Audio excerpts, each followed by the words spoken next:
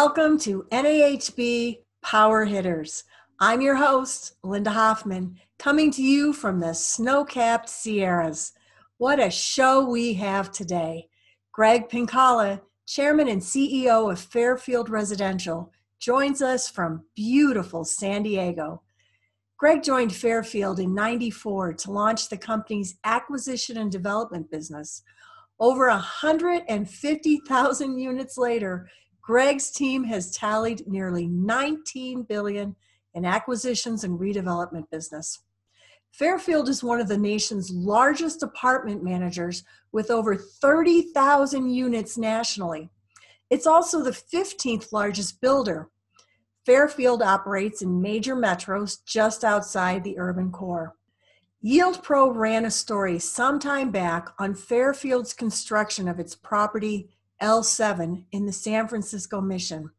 What I most remember is the 15 years to shovel ready and an ever-growing list of regulations that San Francisco continued to pile on the project's construction. And they're not the only ones. An NAHB study found that the cost of regulations, that is, fees, standards, and other requirements imposed throughout the development process, can add as much as 42% to apartment development costs. This is just one problem that must be solved. Housing is core to the existence of humanity. It impacts everything, and everything impacts it, from elections to pandemics and more. Greg has a lot to say on all of it, so let's get started. Greg, welcome to the show. Thank you, Linda. Greg, let's start with the business environment in the wake of the election. How has the election impacted multifamily? It's too early to tell, but I'll tell you, I personally have been, and I think the industry should really be happy about the outcome. As Linda pointed out, we're based here in San Diego, but we have offices across the country. And we had a lot of initiatives on the ballot November 3rd here, and two big ones. One was Prop 21, which was really the expansion of rent control. And it's the second appearance. It was last on the ballot, I think a couple of years ago. And it got soundly defeated then, and it got soundly defeated again. So that's great for California, and it's great for the rest of the country, because typically what happens here somehow leaks its way across the country. So we dodged a bullet there. I have a feeling we haven't seen the last of it, but so far so good. The other big proposition was Prop 15, which was the split tax, which I think everybody knows about. Prop 13 that was passed in 1978, which basically held tax rates at your original purchase price times 1.02%, and taxes can go up more than 2% a year. And what this would have done is it would split the tax roll into single family homes. Multifamily was accepted, and I think commercial properties less than 3 million. Everything else would have gone to market, and that would have had, I don't want to say absolute devastation, but it would have had a big impact on real estate here in California. And I guess once they opened the door there, it's very likely it could have then extended in a future proposition to include multifamily. So that is really, really good. I think in the national elections, anyway, my interpretation, and it's too early to call, as we all know, but I think the outcome, with a split Congress, which is the way that appears to be going, I think is really going to help in terms of tax policies that will affect our business. And when I say tax policies, I'm thinking carried interest, 1031, capital gains treatment. Likely if you do have a split Congress, it's going to be more difficult to pass that type of legislation, all of which is really, really good for the real estate space. And quite frankly, we've seen a real uptick in volume in the last 2 quarters. It paused almost completely right after the pandemic struck, but then it picked up. And I think the real reason it picked up is people were very fearful of a new tax regime, with the new administration. And now that looks like it might have been overreaction given what the outcome has been. So I feel real good about it. So thank you for asking. I agree. And I think many of the folks in the industry feel like we dodged that bullet. Yeah, absolutely. So we're all very happy about that. And that leads to market pricing. And I'm really excited to speak to you about this in a meaningful boots on the ground way. What's the overview on cap rates and deal volume? Yeah, here again, deal volume came to a screeching halt when the pandemic struck. Everybody went to the sidelines, including us. As a seller, we went to the sidelines. As a buyer, we went to the sidelines. Development is much slower moving. That we didn't really sideline anything there, it very quickly accelerated once the first couple months of collections came in. And again, here I'm talking strictly about the multifamily space. But once once it was apparent that people were actually going to pay rent, and it was apparent that the government was really going to step in and provide the stimulus they did, including the $1,200 monthly payment, or not monthly, upfront payment, plus the federal unemployment insurance of $600 a week. That made a huge difference. And it seemed to really ignite the marketplace, and there was a lot more activity. And also because the Fed, they did their part, taking the Fed funds down to almost zero to 25 basis points. The 10-year went down. I mean, at one point, it was, I can't remember what it was at the beginning of the year, but it dropped to, 64, 60 basis points, whatever it was. And, consequently, you could borrow money very, very cheaply. I mean, we bought a deal shortly after things started to get back to normal, bought a deal in Tempe, Arizona, and we borrowed 10-year money at 225 IO for 10 years. I've been in the business 44 years. That's the cheapest loan we've ever gotten until just recently when we put another loan on. It was a big loan. It was almost 900 million.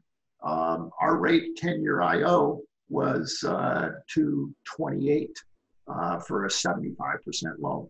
These are incredible, incredibly cheap, debt offerings. And of course, what does it do? It impacts what people are willing to pay for apartment properties, and really any kind of properties where you can access this kind of debt. And as a consequence, cap rates actually decreased. And whereas I think they were starting to trend up, and you would have thought they would continue to trend up because guess what? Rents are coming down. Rents are decreasing, not greatly in some markets. The Bay Area, particularly San Francisco, you're seeing decreases of 15 to 20%. And you would think cap rates would have reacted by increasing. Well, just the opposite has happened. And let's leave San Francisco out of this for the time being.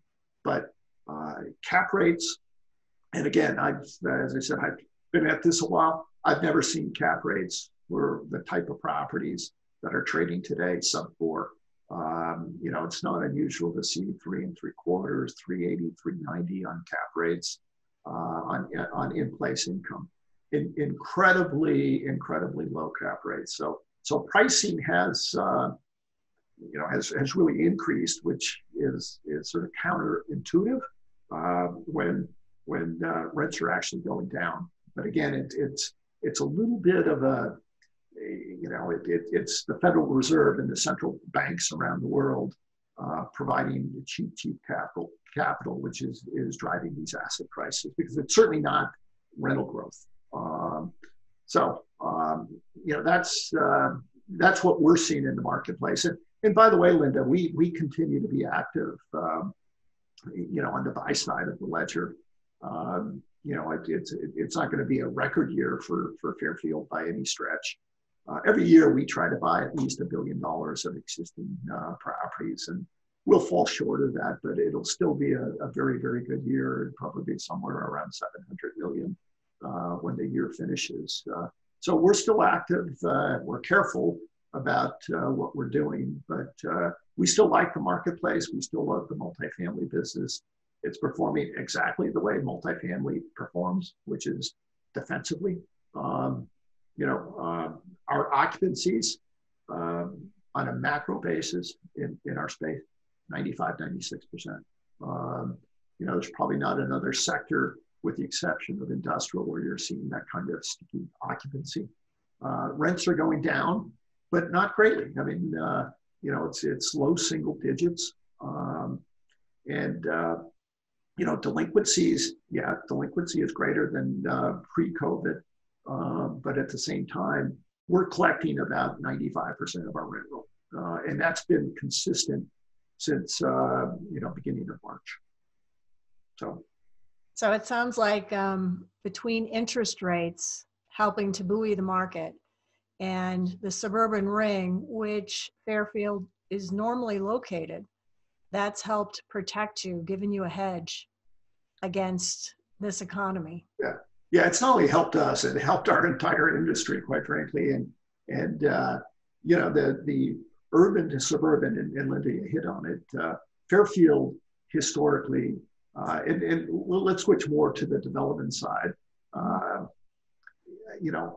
roots, when we started the company, and I wasn't here when it started, but when the company was started, we're celebrating our 35th year this year. So we've been in business for a while. Started as a development company based in Dallas and San Diego.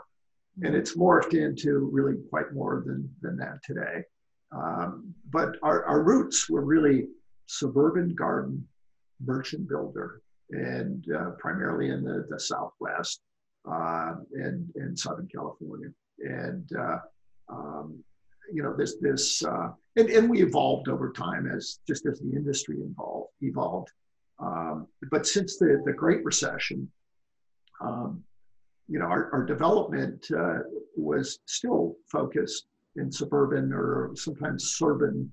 We'll do an occasional urban deal, but we never jumped on the urban bandwagon. I mean, it was very popular, and all the millennials were moving into the marina in San Francisco. Everybody wanted the urban core with the fancy restaurants and cafes and the cool bars. We didn't jump on that bandwagon. And the reason we didn't, we've always been cost conscious about our rents, our construction costs per unit. And, we saw in the urban areas much, much more costly construction. A lot of those were mid-rise, high-rise podiums with subterranean garages, and we could build much, much cheaper in the suburbs. So we sort of, and believe me, we didn't predict a pandemic back then. We didn't know it was coming. We look wise now that, we didn't jump on that bandwagon, because not only is the cost really, really high to build those projects, it takes a long time. It's much more complicated. You're much more subject to cost overruns. And the rents you need to get, acceptable return on cost, much higher. And guess what? In this COVID environment, and things will change. We're going to get a vaccine. I don't know when, but we'll get one. And things will, I don't want to say they're going to revert back to where we were, because I really, truly believe that this pandemic will leave lasting changes on the type of units we build, how people behave, where they're going to want to live. And so I think, we got a little lucky because most of our development activity was suburban. And we just reviewed stats yesterday. Suburban rents are higher than urban rents in terms of growth. Urban rents are decreasing, suburban rents are increasing. There's much more supply in urban areas relative to inventory than suburban areas. And occupancies are firmer in the suburbs than the urban areas. The cap rates, I would say, are basically the same on trades. So being in the suburbs has really been a huge advantage in today's market. And as far as moving forward, our concentration is going to continue to be suburban. In fact, with work from home, and I think work from home, again, is probably going to continue, not to the extent we have it today, where everybody's working from home for the most part, anyway, in the corporate world. But it's going to be a hybrid. We're convinced, and there are certain companies that will allow a large portion of their work staff to work from home. And guess what? If you can work from home, I mean, this is not the case for me, but a lot of people, they don't want to commute the long hours. They don't want to expose themselves to dense environments, being on the freeway for an hour to get to work, being on mass transit, exposing yourself to, a lot of people. It's hard to social distance when you're on an elevator or when you're on a subway. So all of this is contributing to a really positive, situation, environment for suburban development as well as suburban acquisitions. Well, it certainly makes Fairfield look very prescient. Yeah, like I said, I'm not going to, I wouldn't say we were predicting what's happened, but again, we just felt, because all the things I mentioned, we'd rather provide a product at a cheaper price point in terms of cost, and at a cheaper cost for our residents. Well, you certainly nailed it. It seems like we are in the midst of another great migration. People are moving at a record pace, and not just because of the new line of work on home policies. What is this doing to the rents, occupancy, and turnover? And what is your take on why they're moving? Is it simply work at home policy, or are there other things at play? Yeah, I mean, let's tackle that one at a time. I sort of touched on rents. On a macro basis, the prognosticators are saying rents are down, basis points, which when they're talking about macro rents, they're really talking about gross rents. They're not talking about net rents. And when I say net versus gross, we're factoring in concessions. And it's hard for the prognosticators to really measure what those discounts are. But we can do it. We have our own portfolio. We know what we're concessing. And, and we have a national portfolio, and we have product that represents really all the spaces. And, we're seeing effective rents down in the low to mid single digits is what we're seeing across our portfolio. Certain markets are a lot worse. Markets that you wouldn't expect would be good are good. For instance, Las Vegas, which continues to baffle me. I'm not certain why that is, but we've actually seen increases in our rents in Las Vegas. So that's the rent picture, and because we have such a big country, so many different markets, and real estate is local. Every market will be a little bit different, but that's what we're seeing on a macro basis. Same thing on occupancies. Our occupancy for our portfolio is 96%. Nationally, from, again, the prognosticators that are looking at a national portfolio of A, B, and C product, you're about the same, about 95%. What this pandemic has done is really accelerate trends that were already in place. And I firmly believe that the millennials, it's probably too early for Gen Z, but the millennials, Gen X, they're aging. They're getting closer to married age. They've done the urban experiment, and they're ready to move. They're ready. They want more space. They want affordability. They may be having families. They want better schools. There's a whole host of drivers that were already in place that are now getting a catalyst from the pandemic. And I can speak from my own experience. My daughter and her husband, who lived in uh, in Russian Hill in San Francisco, moved in with us last month. You know, he works for a hedge fund based in New York. They said, work wherever you want. It don't matter. You know, the same thing with my daughter. She works in a business similar to ours, and you know, she could move home, and so she's saving thousands of dollars a month in rent. They have a big house, room to roam. They don't have to worry about you know, the density and all the things you have to deal with in the city, the homelessness and, you know, security issues. And, you know, so those are the forces that are really squeezing people out of the urban areas and into the suburban markets. And we think it's going to continue. Yeah, it sounds like that's a permanent move. Yeah. Now, when we find the vaccine, I mean, because living in the city, you know, is a cool experience. People like it. Who doesn't like a bunch of, you know, 3-star Michelin restaurants and, you know, great cafes and the museums? There's always going to be an attraction in the urban core. So I'm not predicting by any stretch that the urban areas are going to die. I don't think that's going to happen at all. But I think there's going to be a real renaissance in the suburban areas. So. That makes sense. And I'll tell you, it is what a lot of our CEOs are saying. So it seems to be a common theme amongst our developers and managers. Fairfield is a large enterprise made up of many different businesses. Most are familiar with Fairfield's luxury product, but the company also has value add plays, affordable acquisitions, and more. In light of current market conditions, where is your focus now? Well, that's a good question. And you know, a lot of the marketplace doesn't really appreciate what Fairfield is today. Because, you know, as I said, our roots were really, you know, we were a regional developer, and that's how people still perceive us.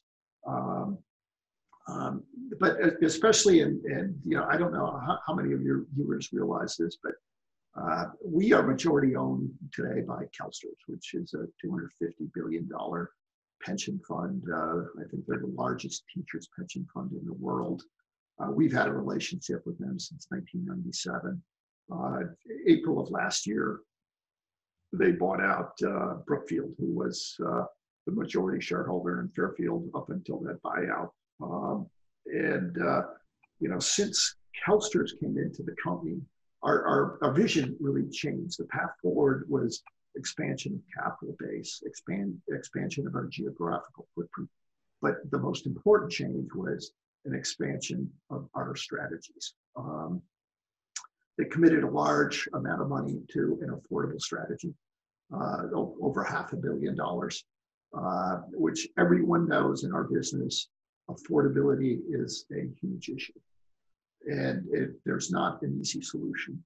There's a lot of capital attracted to the space. We've been in this space really since the 90s, but generally under the radar. But with this commitment of capital by CalSTRS, we've increased the size of our portfolio from 6,000 to 12,000 units. And it's our intent to go to another doubling. So we fully expect in the next 3 to 4 years, we'll be at 25,000 units plus. We love that space. You know, multifamily is considered a defensive sector on its own. But if you were to carve out affordable, it's even more defensive than the you know, the multifamily space in general. And for us, affordable is really properties that, for the most part, are coming out of the low-income housing tax credit program. You know, the credit delivery period is over, but the credit restrictions are still in place. It leaves a lot of opportunities to, you know, rework the asset, rework the financing, and keeping the rents in place. You know, our strategy is not to remove tenants or raise their rents. It's really to provide a secure, high quality, serviced environment for a lower end tenant, because most of our tenants in that space are paid 50 to 60% of area median income. And in almost every market, not all markets, but almost every market, there's a discount to what the market is. For instance, here in San Diego, a market rent for a 2-bedroom unit could be $2,400, $2,500. In our affordable projects, which are in great locations, the same rent is, $1,500, $1,400, $1,000 cheaper. So that space is very valuable to the tenant, and they tend not to move. They tend to really pay their rent on time because they don't want to lose the right to what is a great opportunity.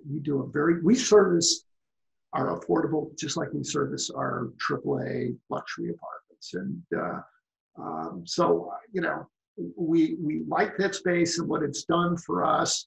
On the acquisition side, we are very active in affordable. We think there's a lot of opportunity there. Whereas our value add space, Linda, we'll do a little business there this year, and we have dry powder there. I mean, we could put out a lot of money, but we're just not liking the opportunities, because what do tenants in this type of environment not want to do? Pay more rent.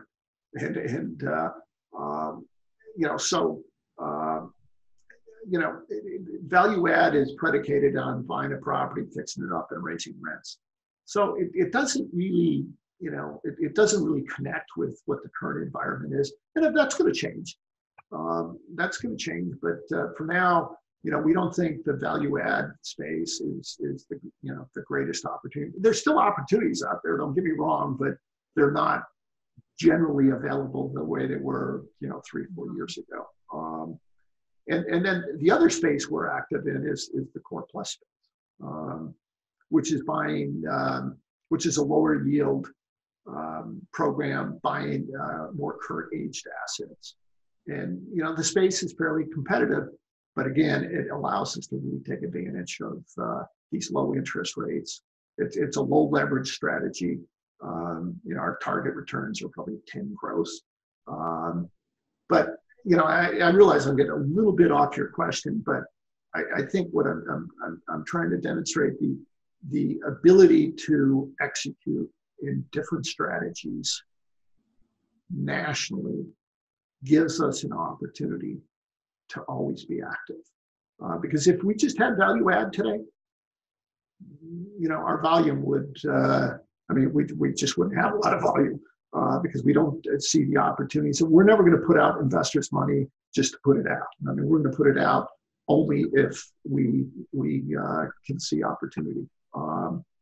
But we're very busy in affordable, and we're somewhat busy in our core plus, and it brings more value to our platform.